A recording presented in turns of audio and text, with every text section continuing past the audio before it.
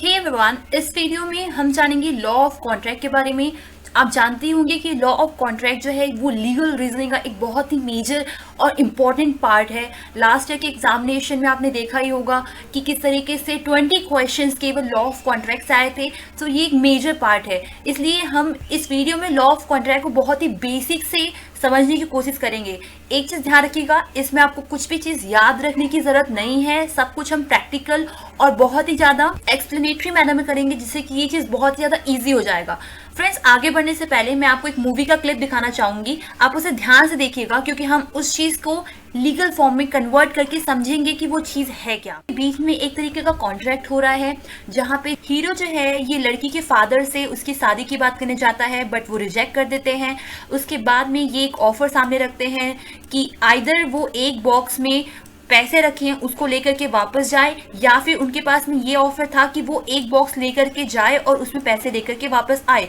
तो ये क्या था फ्रेंड्स, इन्होंने एक तरीके से अपने तरफ से ऑफर दिया है और इन्होंने इम्प्लाइडली एक्सेप्ट कर लिया है। इम्प्लाइडली का मतलब इनके, आपने एक चीज ध्यान दिया होगा कि इनके मुंह से एक भी वर्ड नहीं निकला था।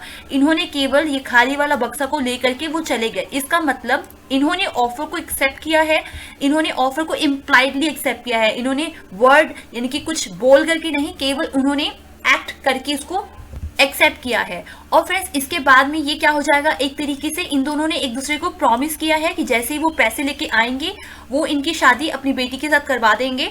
और जैसे ही ये चीज कंप्लीट होता है, एक कंसिडरेशन दिख रहा है हमको कि पैसे के बदले में शादी होगी, ये कंसिडरेशन है। तो इससे ये श्योर है कि यहाँ पे एक अग्रीमेंट है। ओके, और जैसे ही ये अग्रीमेंट लॉ के द्वारा इन्फोर्सेबल है, ये वैलिड कह जाता है, लीगल हो जाता है, तो फ्रेंड्स इसको ही कहते हैं कॉन्ट्रैक्ट। ये मैंने बहुत ही ब्रॉड मैनर में बताया है, अभी हम इसे बहुत ही ज़्यादा डिटेल में करने वाले हैं।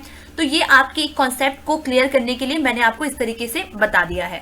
तो फ्रेंड्स, अगर आप आगे देखेंगे तो डेफिनेशन ऑफ कॉन्ट्रैक्ट ये कहता है कि इंडियन कॉन्ट्रैक्ट एक्ट के अंदर an agreement enforceable by law is contract. वही जो मैंने आपको बताया, ये आप फॉर्मूला को देख लीजिए फ्रेंड्स। ये जो फॉर्मूला दिख रहा है आपको, ये बहुत ही इंपॉर्टेंट है, आपको बहुत सारे क्वेश्चंस को सॉल्व करने में हेल्प करेगा।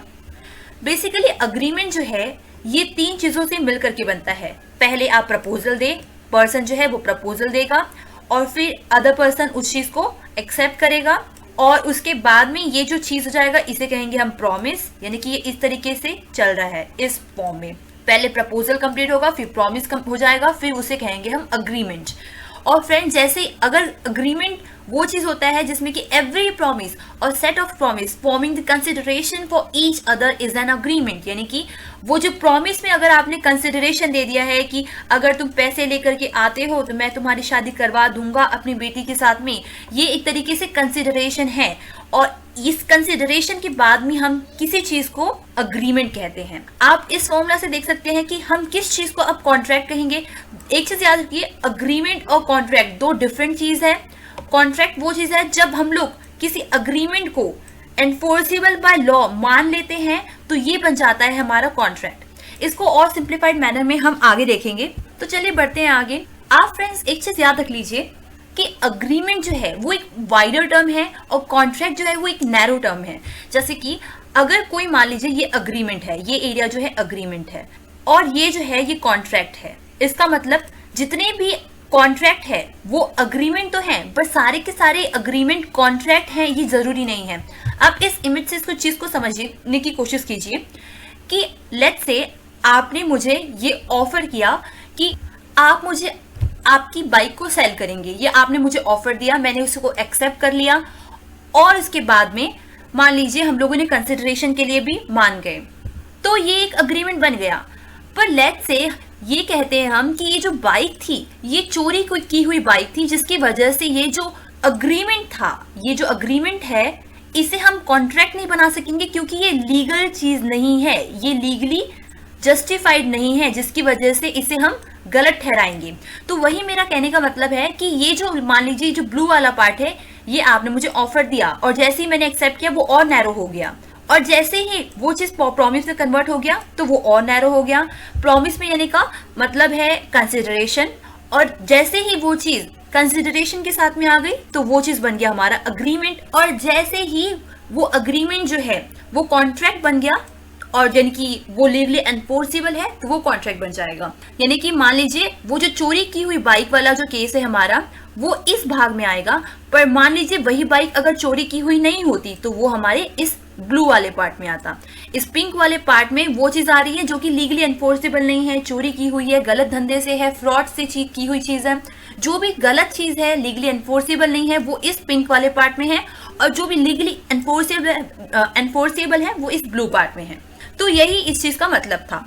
अब चलिए जानते हैं हम सारी की सारी चीजों को, जो भी मैंने आपको बताए हैं, कॉन्सेप्ट, ऑफर, एक्सेप्टेंस, कंसिडरेशन और लीगली एनफोर्सेबल, इन सभी चीजों की मीनिंग हम कॉन्ट्रैक्ट लॉ के माध्यम से समझने की कोशिश करेंगे। फ्रेंड्स, इस चीज में मैं बहुत ही ज्यादा कहना चाहिए कि थ्योरेटिकल होने की कोशिश नहीं कर रही हूँ, मैं सेक्शन के साथ डील नहीं कर रही हूँ। सेक्शन क्या कहता है, कौन सा सेक्शन है, सेक्शन 10, सेक्शन 20, या इस तरीके से सेक्शन को मैं मेंशन नहीं कर रही हूँ, क्योंकि इस बार का जो पैटर्न है वो थोड़ा सा डिफरेंट है। आपने देखा होगा कि आपकी जो रीजनिंग है या आपकी मेंटल कैपेबिलिटी जो है, इस चीज को टेस्ट करेगा। इस चीज को नहीं करेगा कि आपका लॉ का ज्ञान कितना है, आपको कितने सेक्शन पता है। इस चीज के बारे में क्वेश्चन इस बार नहीं आने वाले हैं। तो ऑफर जो है बनाने के लिए आपको 3 इसेंशियल एलिमेंट्स को फॉलो करना होगा।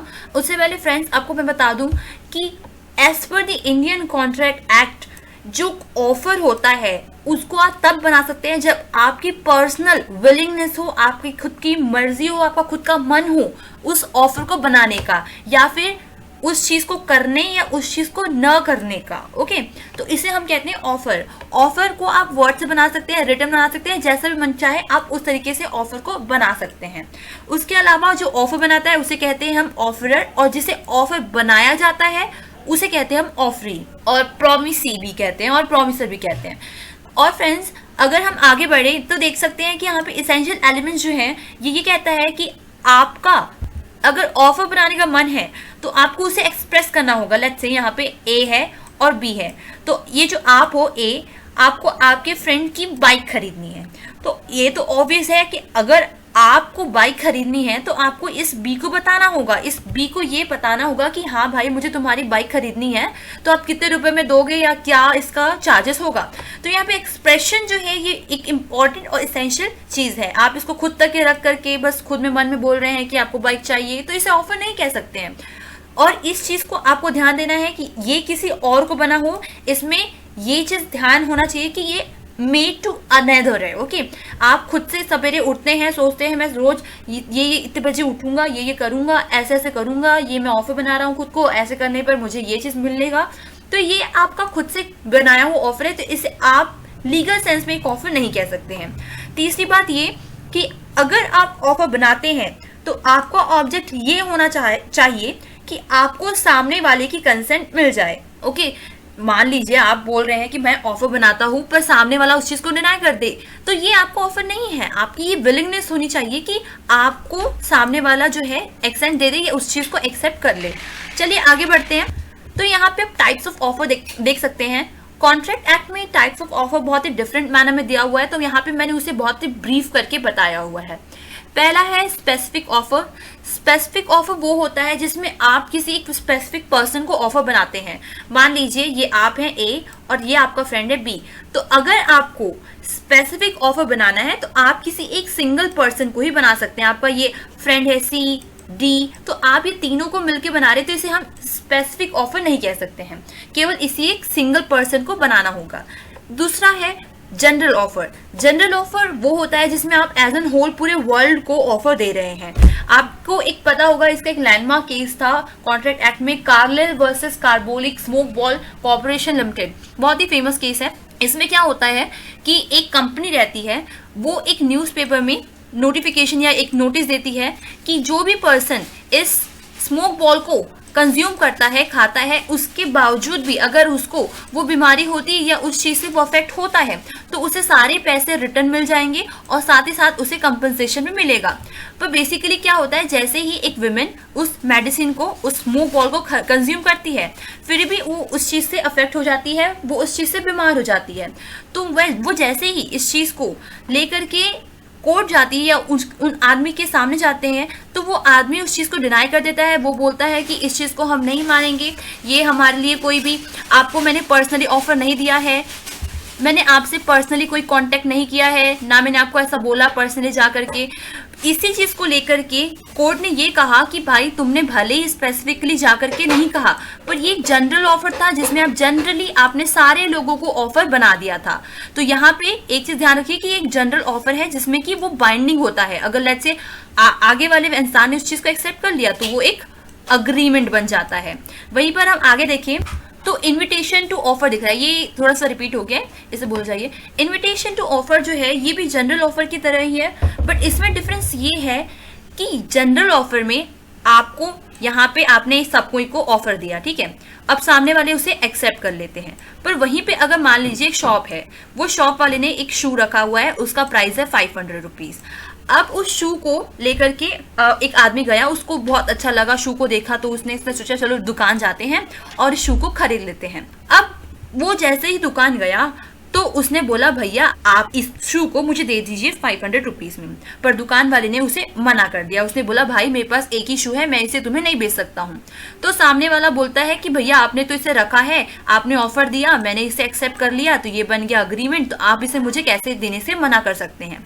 तो ये सामने वाला दुकान वाला बहुत ही वैलिड पॉइंट बोलता है कि भैया मैंने आपको ऑफर नहीं दिया है, मैंने आपको इन्विटेशन टू ऑफर दिया है, यानी कि आप यहाँ पर आए, आपने मुझे ऑफर दिया है, अब ये मेरे ऊपर है कि मैं ये शू बेचना चाहता हूँ या नहीं, यानी कि मैं अगर एक्सेप्ट करूंगा तभी आप इस शू को लेकर के जा सकते हैं, ये मुझ पे बाइंडिंग नहीं है। आई थिंक ये आपको क्लियर होगा। आप यहाँ पे थोड़ा थ्योरी भी पढ़ सकते हैं, यहाँ पे एक और एग्जाम्पल भी दिया हुआ है। फिफ्थ है क्रॉस ऑफर। क्रॉस ऑफर बहुत इंटरेस्टिंग कॉन्सेप्ट है।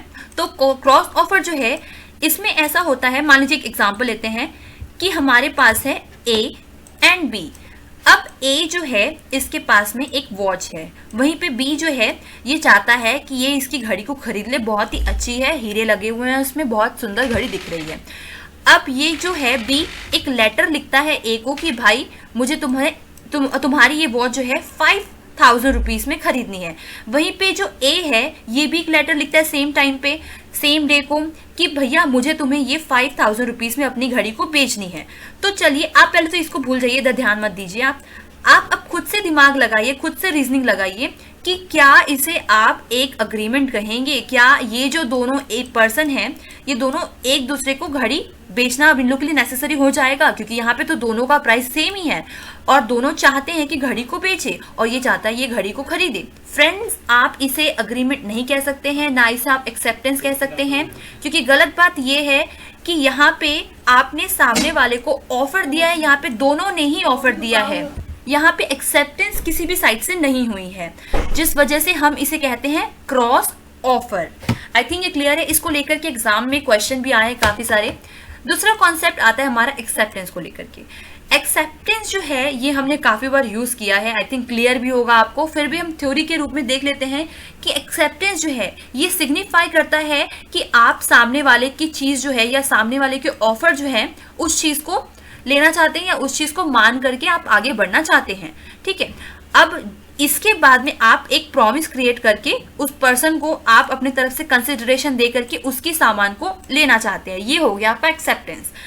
एक चीज ध्यान रखिएगा कि जो एक ऑफर है ये मान लीजिए ए ने बी को बनाया है तो इसे केवल बी ही एक्सेप्ट कर सकता है, बी का बेटा, ना ही बी की वाइफ, ना ही बी के फादर, कोई इसे एक्सेप्ट नहीं कर सकेगा, केवल बी ही एक्सेप्ट कर सकता है।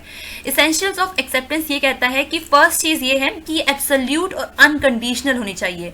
मान लीजिए आप ये बोल रहे हैं कि ए ने बोला वॉच खरीदना है बी की और बी बोलता है कि भैया मैं आपकी घड़ी जो है ये 5000 रुपये में खरीदना चाहता हूँ, जो आपने प्राइस मेंशन किया है, यानी कि ये इसको 5000 रुपये में बेचना भी चाहता है और ये 5000 रुपये में खरीदना भी चाहता है, पर ये यहाँ पर एक बट लगा देता है, बट मुझे आपकी इस घड़ी के साथ में वो घड़ी का जो डब्बा आया है या घड़ी के साथ में जो मुझे एक जो बॉक्स आपको फ्री मिला था वो बॉक्स भी चाहिए, जिसमें एक सोने की लेयर लगी हुई है या फिर एक बहुत ही सुंदर सा बॉक्स है, ये बॉक्स भी मुझे चाहिए। तो फ्रेंड्स ये हो गया कंडीशनल एक्सेप्टेंस। तो इस एक्सेप्टेंस को हम एक वैलिड एक्सेप्टेंस नहीं मानेंगे, यानी कि इसे अनकंडीशनल होना चाहिए था। यहाँ पे इन्होंने एक कंडीशन लगा दी जो कि इस चीज को पूरा बर्बाद कर दे रहा है। ओके, दूसरी बात ये कि it must be communicated to offeror. Okay, इसे आपको कम्युनिकेट करना जरूरी है। मान लीजिए एक एग्जांपल बता रही हूँ, इसके लेकर के काफी सारे क्वेश्चन भी है कि यहाँ पे ए है, ये बी है, ए ने बी को लिखा 5000 रुपये में मुझे भेजना है घड़ी, ये बोल रहा है एक्सेप्ट कर रहा है। तो इसने एक लेटर लिखा कि भैया ठीक है मैं खरीद रहा हूँ, और इसे पोस्ट कर दिया। बट क्या हुआ, बीच में ही पोस्ट करने के लिए जैसे ही उसने लेटर डाला, पर वो लेटर जो है वो ए तक के पहुंचा नहीं, जो एक टाइम पीरियड दिया था ए ने उसको एक्सेप्ट करने का, उसके विद इन। ओके, तो यहाँ पे जो है इसे हम वैलिड एक्सेप्टेंस नहीं कह सकते हैं, भले ही यहाँ पे बी की गलती ना हो, पर यहाँ पे सामने वाले को पता ही नहीं चला है कि एक्सेप्ट हो गया है, तो इसे हम वैलिड एक्सेप्टेंस नहीं कह सकते हैं। यानी कि ये इसके नॉलेज में आना चाहिए, ये जो लेटर था ये इसके नॉलेज में आना जरूरी था कि भैया यस बी ने इसको एक्सेप्ट कर लिया है, उसे खरीदना है। तीसरी बात ये कि acceptor must be aware of the proposal at the time of offer. ये तो ऑब्वियस ही है, आई थिंक ये सब क्लियर होगा आपको। तो चलिए आगे बढ़ते हैं। तीसरी बात है कंसिडरेशन की। कंसिडरेशन जो है ये एक वेरी फाउंडेशन ऑफ कॉन्ट्रैक्ट है। अगर कोई भी कॉन्ट्रैक्ट, अगर कोई भी अग्रीमेंट उसमें हमारा कंसिडरेशन नहीं है तो हम उसे कॉन्ट्रैक्ट, उसे एक वैलिड कॉन्ट्रैक्ट नहीं कह सकते हैं, उसे एक वॉइड कॉन्ट्रैक्ट कहा जाएगा। ओके, क्योंकि हमारे जो कॉन्ट्रैक्ट है उसमें एक लीगल मैक्सिम होता है, वो कहता है क्विट प्रो को, यानी कि something for something. Let's say आप मेरी कार खरीद रहे हो तो मुझे 5 लाख रुपीस आपको देना है, ये क्विट प्रो को का जो है कॉन्सेप्ट कहता है, प्रिंसिपल कहता है।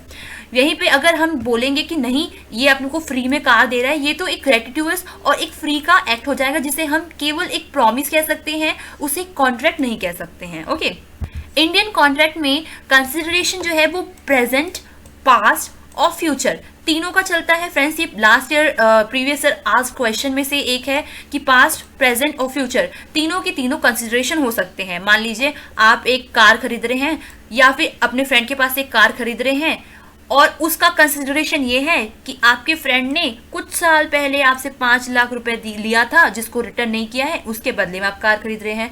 प्रेजेंट ये हो जाएगा कि आप उसको पैसे देंगी, या फ्यूचर ये हो जाएगा कि भैया मैं तुम्हारी कार खरीद रहा हूँ और लेटर ऑन जब मेरे पेंशन के पैसे आएंगे तब मैं तुम्हें उसे वापस कर दूंगा। तो ये कहना चाहिए कि पास्ट, प्रेजेंट, फ्यूचर तीनों चलेंगे। ओके, अब देखते हैं हम एक्सेप्शन। एक्सेप्शन क्या कहता है फ्रेंड्स? जैसे कि मैंने आपको बताया कि अगर कोई भी कॉन्ट्रैक्ट जो या एग्रीमेंट जो है उसमें अगर हमारे पास में कंसिडरेशन ना हो तो वो जो है वो हमारा वॉइड हो जाता है। ओके, पर यहाँ पे 3 एक्सेप्शन है under section 25 of the Indian contract act. वो कहता है कि अगर कोई भी चीज नेचुरल लव एंड अफेक्शन से की गई है और वो रिटर्न में हो और ये किसी नियर रिलेटिव को किया गया हो तो ये चीज बिना कंसिडरेशन के भी वैलिड है।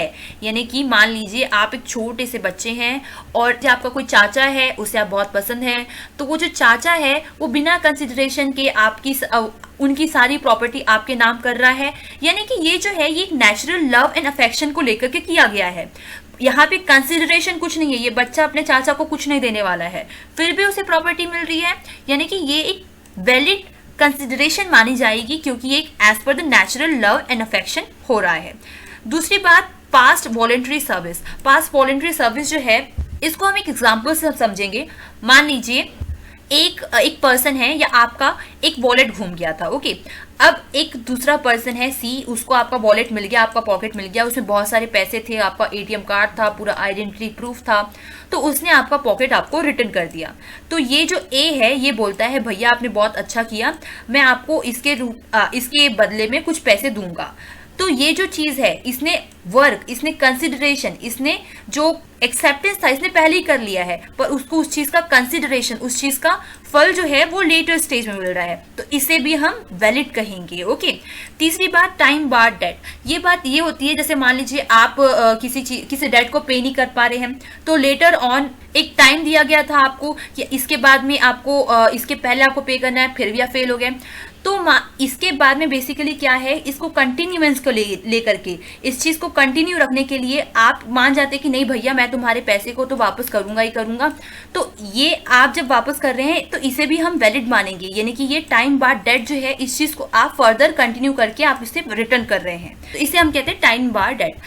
नेक्स्ट थिंग है कि बेसिकली कॉन्ट्रैक्ट के एलिमेंट्स क्या है। फ्रेंड्स, जैसे कि अभी तक हमने समझ लिया कि आपने ऑफर दिया, यहाँ से एक्सेप्टेंस आया, ये जो चीज है ये एक प्रॉमिस बन गया, प्रॉमिस के लिए कंसिडरेशन आ गया हमारे पास, कंसिडरेशन के बाद में हम इसे कह रहे हैं अग्रीमेंट, अब ये जो अग्रीमेंट है, मैंने बोला जब ये लीगल हो या लीगली एनफोर्सेबल बाय लॉ हो, लॉ के द्वारा एनफोर्स किया जा सके, तो उसके बाद में हम इसे कॉन्ट्रैक्ट कहेंगे। पर अगर आप यहाँ पे पूछेंगे भैया ओके, तो ये जो लीगल जो एनफोर्सेबल है, मैं इसे लीगली एनफोर्सेबल कैसे बनाऊं? ओके, क्या मैं करूं ऐसा कि ये लीगली एनफोर्सेबल कहलाए? तो फ्रेंड्स आप यहाँ पे देख लीजिए कि ये जो आपको 5 एलिमेंट दिख रहे हैं, ओके, ये जो अग्रीमेंट जो है इसको वैलिड करने के लिए इन 5 एलिमेंट्स के द्वारा इसको गुजरना होगा, इन 5 एलिमेंट्स को इसको पास करना होगा, इस 5 स्टेज के जो टेस्ट है इसको पास करना होगा। पहला कहता है फ्री कंसेंट, कंपिटेंसी और consideration, lawful object, not declared void. तो चलिए देखते हैं आगे कि ये चीज है क्या। तो बेसिकली कंपिटेंसी टू कॉन्ट्रैक्ट ये जो है ये बताता है कि आप उस चीज को करने के लिए एलिजिबल है या नहीं, क्या आप उस चीज की क्राइटेरिया को क्वालिफाई करते हैं या नहीं। तो इसके 3 मेजर क्राइटेरिया है। पहली बात तो ये कि आप मेजॉरिटी एज में हो, 18 साल से ज्यादा हो आपकी उम्र। दूसरी बात ये कि आप साउंड माइंड के हो। तीसरी बात ये कि आप not disqualified from contracting by law. तो अगर मान लीजिए कि आप कोई माइनर है, एक केस था फेमस, मोहरी बीबी वर्सेस धर्मोदास घोष। इसमें क्या होता है, एक बच्चा होता है, वो एक लैंडलॉर्ड के पास जाता है, उससे कुछ पैसे लेता है। लेटर ऑन जब उसे रिटर्न करने की पारी आती है तो वो मना कर देता है। ये जो लैंडलॉर्ड होता है वो जाता है कोर्ट के पास कि साहब मुझे ये पैसे दे नहीं रहा है वापस। कोर्ट को पता चलता है कि ये बच्चा तो माइनर है, ये 18 साल का है ही नहीं। तो यहाँ पे कोर्ट के पास में कोई पावर ही नहीं है कि ये इसको फोर्स कर सके, ये इसके ऊपर कोई तरह का रिस्ट्रिक्शन लगा सके कि नहीं भाई तुम इसको रिटर्न करो पैसे। तो यहाँ पे हमारा जो लैंडलॉर्ड है ये घाटे में है, क्योंकि यहाँ पे चाइल्ड की मेंटल कैपेसिटी इतनी नहीं है कि वो इस चीज को समझ सके कि ये हो क्या रहा है। ऐसा कॉन्ट्रैक्ट लॉ का मानना है। इस वजह से हम यहाँ पे एस्टॉपल नहीं लगा सकते हैं। और एस्टॉपल वो चीज होता है जिसमें कि कोर्ट सामने से बोलता है कि ये अब अपने स्टेटमेंट को चेंज नहीं कर सकता है, इसे इस चीज से बाइंडिंग होनी चाहिए। आपके माइंड में एक क्वेश्चन आ रहा होगा, मान लीजिए कोई बच्चा है, उसने 16 की एज में कॉन्ट्रैक्ट बनाया। ओके, इसने ये बोला कि ठीक है अंकल आप मुझे पैसे दे दीजिए, अभी जब मैं 21-22 साल का हो जाऊंगा, पैसे कमाऊंगा तो मैं आपको ये रिटर्न कर दूंगा। ओके, उसके बाद में जब वो 18 साल का हो गया तो उसने फिर से बोला ठीक है मैं इस बार रेटिफाई कर देता हूँ, क्योंकि मैं पहले माइनर था तो अभी मैं मेजर हो गया हूँ, तो मैं आपको फिर से कंफर्म कर देता हूँ। फ्रेंड्स ये भी चीज़ वैलिड नहीं होगा, क्योंकि हमारे यहाँ रेटिफिकेशन ऑफ माइनर अग्रीमेंट भी वैलिड नहीं है। ओके, जब वो मेजर हो जाए तब भी रेटिफाई कर दे तब भी हम इसको राइट नहीं मान सकते हैं। दूसरी बात ये कि person of unsound mind, person of unsound mind जो है इसके 2 सिचुएशन हो सकते हैं कि एक पर्सन जो है जो हमेशा ही अनसाउंड माइंड रहता है तो वो तो ऑब्वियसली कभी भी एलिजिबल नहीं हो सकता है। पर एक ऐसा पर्सन है जो कि कभी अनसाउंड होता है पर फिर वो कभी साउंड माइंड में आ जाता है, वो ठीक है, उसका दिमाग ठीक चल रहा है। तो कानून ये कहता है कि जब वो पर्सन साउंड माइंड का हो, वो एक रैशनल जजमेंट बना सकता हो, जब उसकी कैपेबिलिटी हो, तब वो कोई कॉन्ट्रैक्ट में एंटर हो सकता है अपने इंटरेस्ट को लेकर के, और उसे हम वैलिड कॉन्ट्रैक्ट मानेंगे, उसे वैलिड अग्रीमेंट मानेंगे। आगे देखते हैं, इसका एग्जांपल हो सकता है कि मान लीजिए ये एक ए है, ये बहुत ही ज़्यादा ड्रंक्ड है, बहुत ही ज़्यादा पिए हुए हैं इन्होंने, तो ये काफ़ी ज़्यादा कुछ चीज़ों को समझ नहीं पा रहे हैं कि क्या सही है क्या नहीं है। तो ये जब तक कि इस चीज़ के नशे में है ये तब तक कि कोई कॉन्ट्रैक्ट एंटर नहीं कर सकते हैं, क्योंकि तब तक कि उनकी मेंटल कैपेबिलिटी जो है ये वैलिड नहीं है, ये सही नहीं है और ये मेंटली इनकेपेबल माने जाएंगे। ओके, पर जैसे ही वो सही सिचुएशन में आ जाते हैं तो वो कॉन्ट्रैक्ट बना सकते हैं। तीसरा बात ये है कि डिस्क्वालिफिकेशन ऑफ द पर्सन, ये वही है कि मान लीजिए हमारा कोई एनिमी है जैसे कि पाकिस्तान, तो हमारे यहाँ से कोई भी वहाँ के लोगों के साथ में कॉन्ट्रैक्ट नहीं बना सकता है, और बना भी देता है तो हम उसे लीगल नहीं मानेंगे। ओके, वही बात है फॉरेन सॉवरेन्स, एम्बेसडर्स, कन्विक्ट्स और मैरिड विमेन। मैरिड विमेन यहाँ पे मान लीजिए कोई मैरिड विमेन है तो वो अपने हस्बैंड की तरफ से एक कॉन्ट्रैक्ट बना रही है, तो ये भी हम वैलिड नहीं कह सकते हैं। और कोई इनसॉल्वेंट हो, इंसॉल्वेंसी बैंक्रप्सी, आप जानते होंगे विजय माल्या का केस, तो इस तरह के जो पर्सन है ये हमारे डिस्क्वालिफाइड है फ्रॉम एंटरिंग दी कॉन्ट्रैक्ट। आगे बढ़ते हैं, अब जानते हैं फ्री कंसेंट के बारे में। फ्री कंसेंट जैसे कि आप जानते होंगे कि किसी भी अग्रीमेंट को लीगल बनाने के लिए मैंने आपको 5 एलिमेंट बताया था। एक एलिमेंट कर ही लिया हमने कॉम्पिटेंसी को लेके, दूसरा एलिमेंट है हमारे कंसेंट को लेकर के। तो कंसेंट ये कहता है कि दो या दो से ज्यादा पर्सन किसी चीज को लेकर के मान जाते हैं in the same sense for the same thing, तो हम उसे कंसेंसस एड एडम कहेंगे, यानी कि मीटिंग ऑफ द माइंड। ये बहुत ज़रूरी चीज़ है। Until and unless let's say आप बोल रहे हैं कि यस आपको एक घोड़ा खरीदना है, आप गए घोड़ा खरीदा, आपने देखा घोड़ा, आपको पसंद आया। अब यहाँ पे ए के माइंड में है कि मुझे ब्लैक घोड़ा चाहिए, जो सेलर है बी उसके माइंड में है कि भैया को वाइट घोड़ा पसंद है। तो यहाँ पे दोनों का माइंड मीट नहीं कर रहा है, दोनों अलग अलग चीज़ों को सोच रहे हैं, तो हम इसे राइट कंसेंट नहीं मानेंगे। उसके अलावा यहाँ पे कुछ क्राइटेरियाज होती है जिसको फॉलो करना होता है कंसेंट, एक राइटफुल कंसेंट को देने के लिए, क्योंकि कभी कभी क्या होता है कि पर्सन को प्रेशराइज किया जाता है, पर्सन के ऊपर कुछ ऐसे इमोशनल मेंटल प्रेशर बनाए जाते हैं जिसकी वजह से वो कंसेंट दे देता है। तो उसका केस हो सकता है coercion, undue influence, fraud, misrepresentation, mistake. तो अगर इनमें से कोई भी एक चीज होता है तो हम कंसेंट को वैलिड कंसेंट नहीं बोलेंगे, वो कंसेंट वॉइडेबल हो जाएगा, वॉइडेबल कंसेंट हम उसे कहेंगे। तो चलिए जानते हैं क्या है ये चीज, इनके बारे में और बेटर वे में। कॉर्जन जो है इसे हम दो पॉइंट की मदद से समझ सकते हैं। पहला ये कहता है कि इसमें सामने वाले को धमकाया जाता है और थ्रेटन किया जाता है कि वो उनके हियर और नियर वंस, उनके डियर वंस जो है, पेरेंट्स जो है, फैमिली वाले जो हैं, या कोई भी ऐसा पर्सन को कुछ गलत कर सकते हैं, उन्हें हार्म पहुंचा सकते हैं, फिजिकल हार्म कर सकते हैं, जो कि forbidden by Indian penal code है। ओके, कोई मर्डर हो सकता है, कोई रेप हो सकता है, या कोई थिफ का कोई केस हो सकता है, रॉबरी हो सकता है, किडनैपिंग हो सकता है। ऐसा कुछ करके अगर आप कंसेंट हासिल कर रहे हैं तो वो राइट नहीं है। वहीं पे दूसरी बात आ जाएगी कि अनलॉफुली डिटेनिंग और threatening to detain any property, यानी कि मान लीजिए कि सामने वाले ने बोला कि भैया तुम इस चीज़ को साइन करो नहीं तो मैं तुम्हारी गाड़ी उठा के ले जा रहा हूँ, तो ये भी एक तरीके से कॉर्जन माना जाएगा। सेम तरीके का एग्जाम्पल यहाँ पे देख सकते हैं आप, इसे रीड कीजिए, काफ़ी अच्छा केस है। दूसरी बात यह है कि अगर कोई चीज़ अनड्यू इन्फ्लुएंस के द्वारा हासिल किया गया है।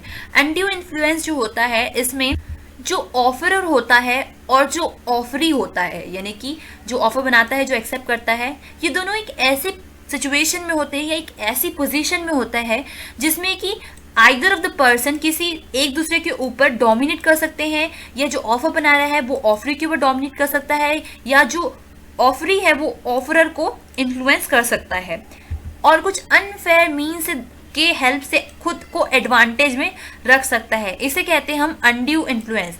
आई नो कि ये चीज़ समझ में नहीं आया होगा, तो हम एग्जाम्पल की मदद से इसे समझने की कोशिश करेंगे कि यहाँ पे ए है फादर और बी है उसका बेटा। ओके, तो फादर जो है बी के बचपना में जब वो चाइल्डहुड में था तब एक ऐसा चीज़ साइन करवाते हैं उससे, यानी कि उसको कुछ मनी एडवांस करते हैं और उससे कुछ लेटर या कुछ कहना चाहिए कि एफिडेविट साइन करवाते हैं, जिसमें वो कहते हैं कि लेटर ऑन बड़े होने पर ये जो बच्चा है उसे इतना इतना अमाउंट रिटर्न करेगा।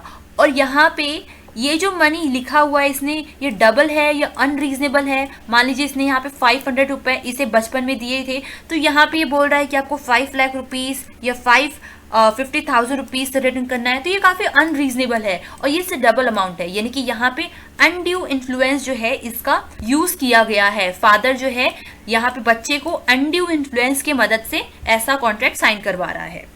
इसके कुछ एग्जाम्पल हो सकते हैं devotee, doctor and patient relation, और पेरेंट्स और children relation, husband wife relation, master servant relation, जो भी फिड्यूशरी रिलेशनशिप के अंदर आते हैं। फिड्यूशरी रिलेशनशिप वो होता है जो कि एक दूसरे के फेथ, एक दूसरे के ऊपर ट्रस्ट से बनता है। यहाँ पे एग्जाम्पल आप देख सकते हैं। आगे बढ़ते हैं, हम देखते हैं फ्रॉड के बारे में। एक ऐसा कंसेंट जो कि फ्रॉड से हासिल किया गया है। इसमें बेसिकली जो ऑफरर होता है या जो पार्टीज टू कॉन्ट्रैक्ट होते हैं, ये कुछ चीज़ को फॉल्स स्टेटमेंट बनाते हैं या कुछ चीज़ को छुपाते हैं, एक्टिवली सामने वाले को डिसीव करते हैं कि वो उस कॉन्ट्रैक्ट में पार्ट कर ले या उस चीज़ को एक्सेप्ट कर ले, या फिर वो मेयर साइलेंस, यानी कि मान लीजिए मैं एग्जांपल दे रही हूँ कि ए है और ये बी है। ए बोलता है कि मुझे ठीक है, मुझे घोड़ा खरीदना है तुम्हारा, तो यहाँ पे ए पूछता है कि क्या तुम्हारा घोड़ा जो है वो ठीक स्थिति में है, क्या उसकी हेल्थ जो है वो गुड है। पर सामने वाला कुछ नहीं बोलता है। यानी कि यहाँ पे इसको मालूम है कि इसके घोड़े की हालत, इसकी मेंटल स्थिति जो है घोड़े की वो ठीक नहीं है, फिर भी वो सामने वाले को कुछ नहीं बोल रहा है। यानी कि यहाँ पे एक्टिव कंसीलमेंट हो रहा है, एक्टिवली ये यहाँ पे रोक रहा है खुद को कुछ करने से, जिससे कि सामने वाला जो है कि ऐसी पोजीशन में है जिससे कि वो उस चीज को खरीदने के लिए रेडी हो जाए। यानी कि यहाँ पे इन्फ्लुएंस किया गया है, तो ये भी चीज गलत है यहाँ पे, इसलिए हम इसे कहेंगे फ्रॉड। ओके, बट एक चीज याद रख लीजिए कि ये जो ए है और ये जो बी है, अगर ए सामने वाले को कुछ नहीं पूछता कि क्या तुम्हारा घोड़ा कैसा है, घोड़ा ठीक है, उसकी मेंटल स्थिति कुछ है, बट ए जो है वो डायरेक्टली बोलता ठीक है मुझे तुम्हारा घोड़ा खरीदना है, वो घोड़ा लेके चला जाता, तो यहाँ पे हमारे बी की कोई गलती नहीं होती।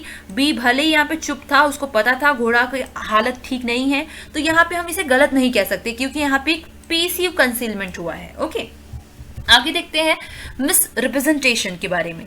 मिस रिप्रेजेंटेशन जो है, इसे आप मिस स्टेटमेंट ऑफ फैक्ट भी कह सकते हैं। जो मटेरियल फैक्ट टू कॉन्ट्रैक्ट होते हैं, इसको कुछ गलत तरीके से रिप्रेजेंट करना कि सामने वाला बिलीव करे कि यस वो जो फैक्ट है वो ट्रू है। नाउ नेक्स्ट चीज है मिस्टेक।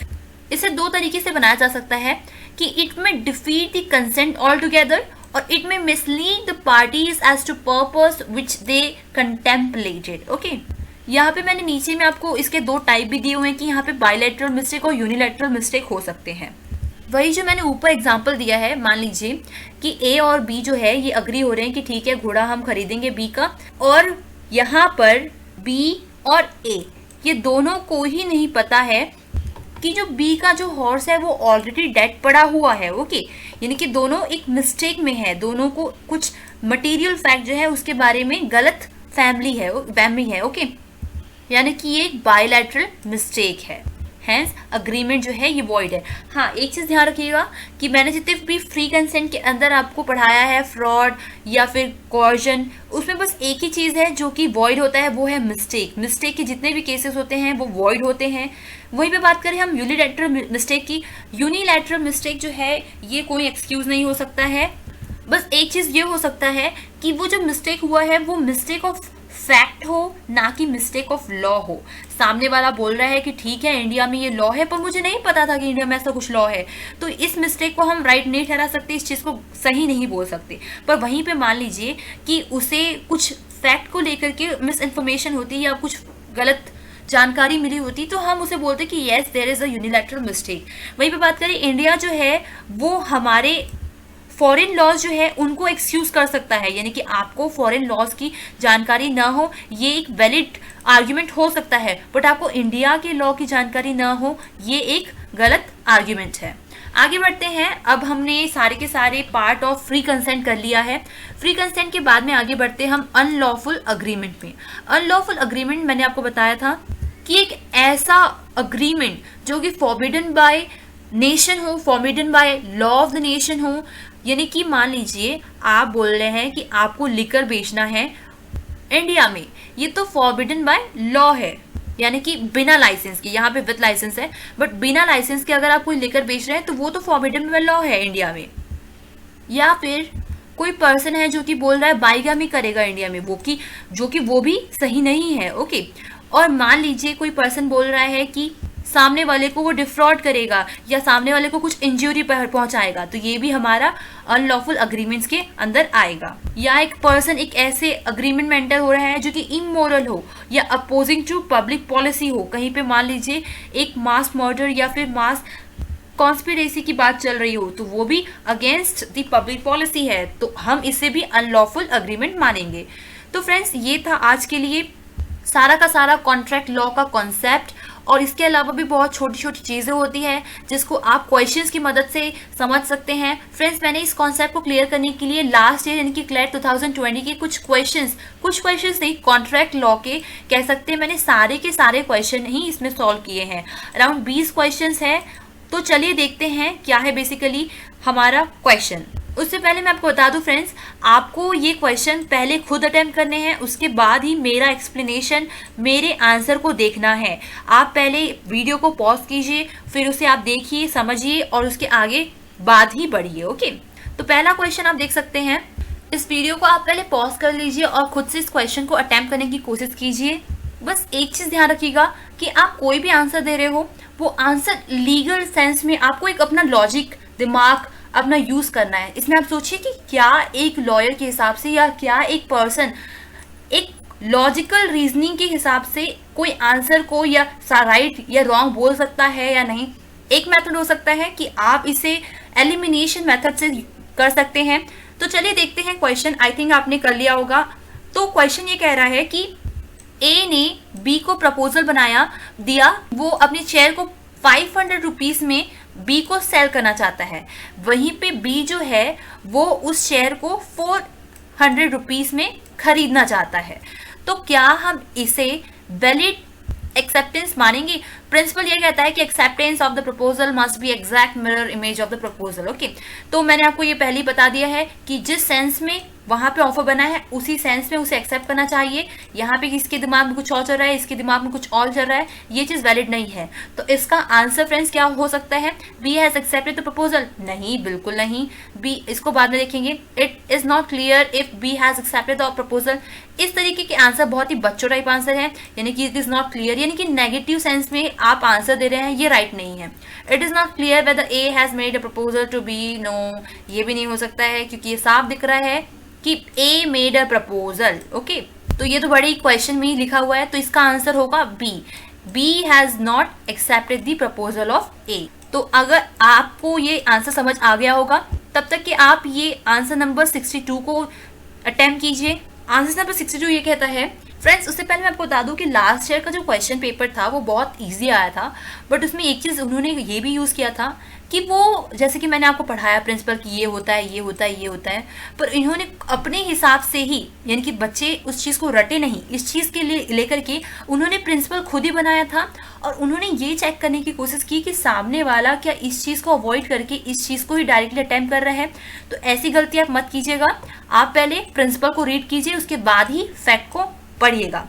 तो प्रिंसिपल ये कहता है कि an agreement with a boy below the age of 18 year is not enforceable by law, यानी कि कोई बॉय जो है अगर वो 18 साल से कम का है और उसके साथ कॉन्ट्रैक्ट एंटर हुआ है तो वो जो है वो एनफोर्सेबल नहीं होगा। और वहीं पे फैक्ट ये कहता है कि एक अग्रीमेंट बनाया गया है girl of 17 years of age. तो फ्रेंड्स इसका आंसर क्या हो सकता है, आप बताइए कि क्या वो एनफोर्सेबल है? बिल्कुल नहीं, वो एनफोर्सेबल नहीं है। नहीं भाई, क्योंकि यहाँ पे प्रिंसिपल में गर्ल्स की बात ही नहीं कर रहा है, केवल बॉयज की बात कर रहा है, यानी कि कोई भी इन्फ्रेंस हम इससे ड्रॉ नहीं कर सकते हैं। अगला क्वेश्चन देखते हैं। अगला क्वेश्चन जो है, प्रिंसिपल ये कहता है कि लीकर का जो सेल है वो इलीगल है और जो भी agreement relating to prohibited items do not exist in the eyes of law. Okay, तो वहीं पे ए एंटर करता है एक अग्रीमेंट बी के साथ कि वो सेल करेगा लेकर बी को, वहीं पे ए फेल हो जाता है उस चीज़ को सप्लाई करने में, तो बी उसको सू करता है। तो क्या हम इसको कोर्ट में लेकर के जा सकते हैं? क्या कोई लीगल एक्शन हम ले सकते हैं? यहाँ तो प्रिंसिपल में ही क्लियर किया हुआ है कि ये आइज ऑफ लॉ में एग्जिस्ट करता ही नहीं है। तो आंसर ऑब्वियसली क्या होगा कि B can not bring any legal action against A. Okay, चलिए फिर आगे बढ़ते हैं। अगला क्वेश्चन अटेम्प्ट कीजिए आप। ये इसका प्रिंसिपल मैंने बताया ही है कि एक ऑफर को आप तभी मान सकते हैं कंप्लीटेड जब वो अगले पर्सन की नॉलेज में आता है कि यस उसको ऑफर बनाया गया है।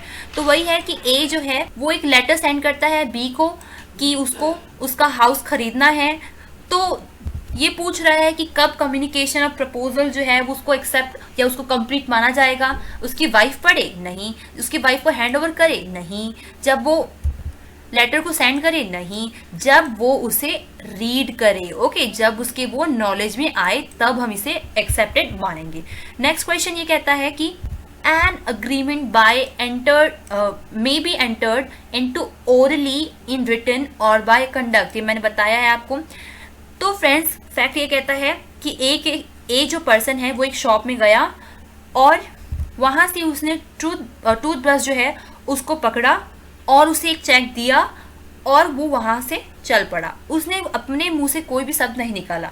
तो फ्रेंड्स क्या हम इसे राइट कॉन्ट्रैक्ट या राइट अग्रीमेंट मान सकते हैं? तो यहाँ पे प्रिंसिपल में साफ साफ लिखा है कि बाय कंडक्ट भी हम अग्रीमेंट में एंटर हो सकते हैं।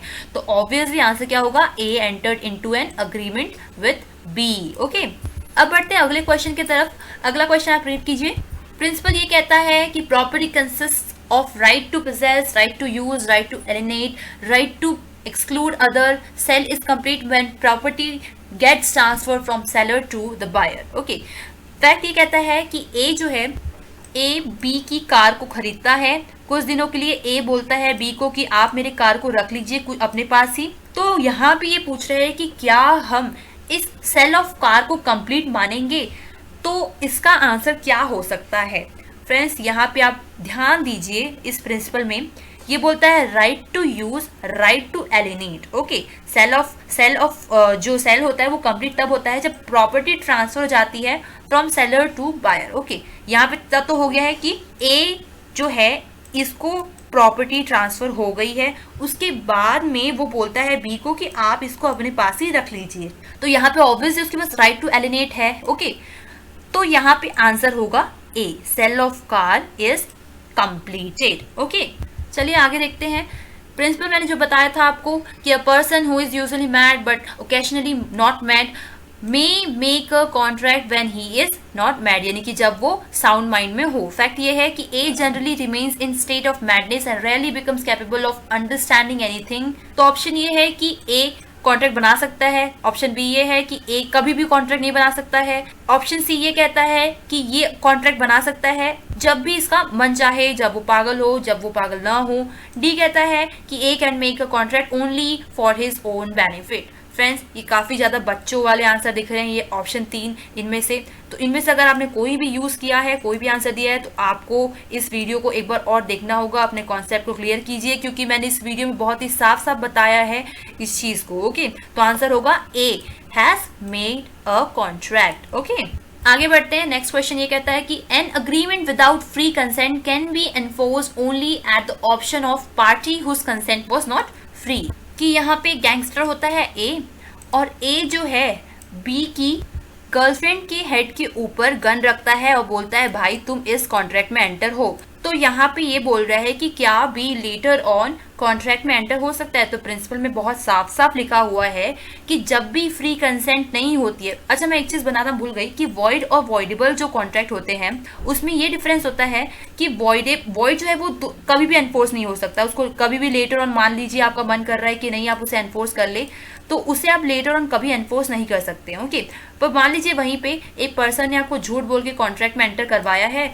और बी को यहाँ पे उसके साथ धोखा हुआ है, तो बी का अगर मन करता है तो वो इस चीज़ को बोल सकता है ओके भाई तुमने गलती की, अब मैं तुम्हारे साथ फिर भी एंटर करता हूँ कॉन्ट्रैक्ट में। तो ये जो वॉइडेबल कॉन्ट्रैक्ट है इसे हम लेटर ऑन वैलिड बना सकते हैं। ओके, तो वही ये प्रिंसिपल कह रहा है। तो ऑब्वियसली इसका आंसर क्या होगा कि B can enforce the agreement, यानी कि बी के हाथ में ये पावर है, बी के हाथ में ये अभी भी पावर है। भले ही ए ने यहाँ पे कॉर्जन यूज़ किया है, वहाँ पे उसने प्रेशराइज किया है, फिर भी बी के पास में ये पावर है कि वो उस कॉन्ट्रैक्ट में एंटर हो जाए, वो उस वॉइडेबल कॉन्ट्रैक्ट को वैलिड कर सके। नेक्स्ट क्वेश्चन देखते हैं। तो इस 69 क्वेश्चन में ये कह रहा है कि ए जो है डॉक्टर, वो अपने पेशेंट को, उसका जो पेशेंट है वो फीवर से अभी उसे फीवर है, एक साधारण सा फीवर। ओके, तो वो जो पर्सन है इसे 10 लाख रुपीस पे करना था, पर वो अभी 5 लाख रुपीस ही पे कर रहा है। लेटर ऑन वो 10 लाख रुपीस उसे कंप्लीट, यानी कि बाद में 5 लाख रुपए पे करने के लिए कहा गया, डॉक्टर मान गया। ओके, तो बाद में जब वो ठीक हो गया उसे बोला गया, उसने डिनाई कर दिया। तो यहाँ पे ये बात आती है कि क्या यहाँ पे ये जो पेशेंट है इसे कोई डोमिनेटिंग पोजीशन में था? नहीं, ऐसा बिल्कुल नहीं है। अगर ऐसा कुछ होता तो एक मामूली सा फीवर है, अगर डॉक्टर कुछ डोमिनेट करने की कोशिश करता भी तो ये किसी और हॉस्पिटल में चला जाता। ओके, ये यहाँ पे इलाज ना करके कहीं और चला जाता। ओके, ये यहाँ पे ऐसे कोई सीवियर बीमारी नहीं थी, इसे कोई बहुत ही बुरी बीमारी नहीं थी। तो इस वजह से ये हम कह सकते हैं कि यहाँ पे कोई भी अनड्यू इन्फ्लुएंस नहीं यूज हुआ है, इसलिए कॉन्ट्रैक्ट एनफोर्सेबल है अगेंस्ट द पेशेंट। आंसर होगा ऑप्शन नंबर बी। ओके, तो चलिए आगे बढ़ते हैं। क्वेश्चन है अगला। यहाँ पे फैक्ट ये कहता है कि एक्स जो है वो वाई का अंकल है। तो एक्स वाई को ये बोलता है कि अगर वाई स्मोकिंग छोड़ देता है तो वो उसे 1 lakh rupees as an reward देंगे। लेटर ऑन वाई जो है वो स्मोकिंग छोड़ देता है, वाई बोलता है अंकल आप पैसे दीजिए। तो यहाँ पे क्वेश्चन यही है कि कंसिडरेशन जो है वो एक्स के साइड से था या वाई के साइड से था। तो फ्रेंड्स यहाँ पे प्रिंसिपल देखिए, प्रिंसिपल ये कहता है कि when at the desire of one person any other person has done or abstained from doing something such act or abstinence or promise is called the consideration of the promise। यानी कि जो person इस चीज को करने से abstain कर रहा है, वो जो बोला गया है, जिस पर्सन को बोला गया कि तुमको ये करना है, तुमको ये नहीं करना है, वो जो एक्ट कर रहा है उसे हम कहेंगे कंसिडरेशन। यानी कि consideration has move from the side of Y. Answer होगा बी। नेक्स्ट क्वेश्चन देखते हैं। नेक्स्ट क्वेश्चन ये कहता है कि law never enforces an impossible promise. Okay, fact ये है कि A made a promise for B to discover the treasure by magic. क्या ये ऐसा पॉसिबल है? Is it a possible promise? No, ये तो एक इम्पॉसिबल थिंग है। ओके, यानी कि it is not enforceable, it is not enforceable promise. Answer होगा बी। आगे बढ़ते हैं। तो फैक्ट्स ये कहते हैं कि एक्स जो है, इसने एक प्रॉमिस किया है वाई को कि वो उसके कार के इंजन को ठीक करेगा। वाई जो है जब कार बन जाती है तो वो उसको पेमेंट करता है, अपनी कार को लेकर के जा रहा होता है। रास्ते में टायर जो है कार का वो फट जाता है, जिसकी वजह से उसके एक एक्सीडेंट हो जाता है। ओके, लेटर ऑन वो बोलता है कि मुझे कंपनसेशन चाहिए। बट फ्रेंड्स, यहाँ प्रिंसिपल देखिए, प्रिंसिपल ये कहता है कि कंपनसेशन तभी मिल सकता है जब सामने वाला जो है वो अपनी ड्यूटी को फुलफिल नहीं करता है, वो जो प्रॉमिस किया गया था उसको फुलफिल नहीं करता है, तभी कंपनसेशन उसे मिल सकता है। बट क्या ऐसा था? उसने तो टायर बनाया है, यानी कि यहाँ पे वाई जो है उसको कोई भी कंपनसेशन नहीं मिलेगा, क्योंकि यहाँ पे एक्स ने अपनी ड्यूटी निभाई है, एक्स ने सब कुछ किया है जो उसने प्रॉमिस किया था। ओके, टायर फटना इट वॉज इनएविटेबल। ओके, आगे बढ़ते हैं। नेक्स्ट क्वेश्चन देखिए। A sells to B a horse which A knows to be unsound, A says nothing to B about the unsoundness of the horse। ये question मैंने अपने इस video में किया है, आगे देख सकते हैं, पीछे देख सकते हैं आप। यहाँ पे वही है कि जो B है वो A की डॉटर है, वो उसे घोड़ा बेच रहा है, A को पता है कि वो अनसाउंड है, फिर भी वो कुछ नहीं बोल रहा है। ओके, तो इसे हम क्या कहेंगे? तो प्रिंसिपल ये कहता है कि mere silence has to fact unlikely to affect the decision of a person to enter into contract is not fraud. यानी कि मेयर साइलेंस जो है वो कुछ गलत नहीं है। तो क्या ए का साइलेंट रहना गलत था? नहीं, बिल्कुल नहीं, क्योंकि हमारा प्रिंसिपल वही कह रहा है कि आप साइलेंट रह सकते हैं जब तक कि आपको सामने वाले ने कुछ नहीं पूछा है, पर सामने वाला अगर कुछ पूछता तो आपको बोलना जरूरी था। ओके, आंसर हो जाएगा आपका बी। अगला क्वेश्चन ये कहता है कि A with an intention to defraud B obtains from him an amount of 500 rupees. Okay, तो काफी बच्चों जैसा क्वेश्चन है। प्रिंसिपल कहता है कि whoever attempts to commit an offense of cheating commits an offense। Okay, तो ऑब्वियसली इसका आंसर बी होगा, A has committed the offence of cheating. Okay, अगला क्वेश्चन देखते हैं। ये जो क्वेश्चन है ज्यादातर प्रिंसिपल के ऊपर बेस्ड है, जिसमें कहता है कि when a party to contract has refused to perform or disabled himself from performing his promise in its entirety, the other party shall not put an end to the contract। अगर आप इसे बिना पढ़े इसे करेंगे तो आपका आंसर ऑब्वियसली गलत होगा, पर आप इसको जब पढ़ने के बाद इसको करेंगे तो आपका ये समझ में आएगा कि ए जो है और वो बी, ये दोनों कॉन्ट्रैक्ट में एंटर हुए 12 अप्रैल को और 1 जून को इनका काम स्टार्ट होना था, पर 11 मई को ही ए ने लिखा बी को कि हमको तुम्हारे साथ काम नहीं करना है, और वहीं 22 मई को जो बी है उसने किसी और के साथ में काम स्टार्ट कर दिया। तो यहाँ पे यही बात आ गई कि क्या बी अब कॉन्ट्रैक्ट को एंड पे ला सकता है, कॉन्ट्रैक्ट को खत्म कर सकता है, पर वहीं पे प्रिंसिपल कहता है कि no, he can not do it. Okay, B can not put the contract to an end, यानी कि यहाँ पे प्रिंसिपल पढ़ना जरूरी था, इसलिए आप प्रिंसिपल जरूर पढ़े, बिना प्रिंसिपल पढ़े क्वेश्चन अटेम्प्ट न कीजिएगा, आपका गलत हो जाएगा आंसर। नेक्स्ट क्वेश्चन है कि property can be transferred only by a living person to another living person. वहीं पे फैक्ट कहता है कि A transfer property of which he is owner in favor of the unborn child of the B। यानी कि यहाँ पे कोई लिविंग पर्सन को ही हम इसे ट्रांसफर कर सकते थे, बट बच्चा अभी लिविंग पर्सन नहीं माना जाएगा, इस वजह से आंसर होगा सी, यानी कि property has not been transfer to unborn child. Okay, next question है। नेक्स्ट क्वेश्चन देखिए, ये कहता है कि an interest created dependent upon a condition fail if the fulfill of the condition is impossible। Okay, fact ये कहता है कि ए जो है वो प्रॉमिस करता है बी को कि वो उसे 10 लाख रुपए देगा अगर वो मैरी करता है ए की डॉटर के साथ में, जो कि है सी। ओके, और जिस दिन शादी होने वाली होती है उस दिन जो सी जो होती है वो डेड हो गई रहती है, उसकी डेथ हो गई रहती है, तो ऑब्वियसली इम्पॉसिबल हो चुका है शादी होना, यानी कि बी का जो इंटरेस्ट है वो फेल हो गया है as per the very principle, right. Next question है A promised to pay 500 to B on the condition that he shall marry with the consent of C, D, E. B marries with the consent of C, D, E, but obtain the consent after the marriage.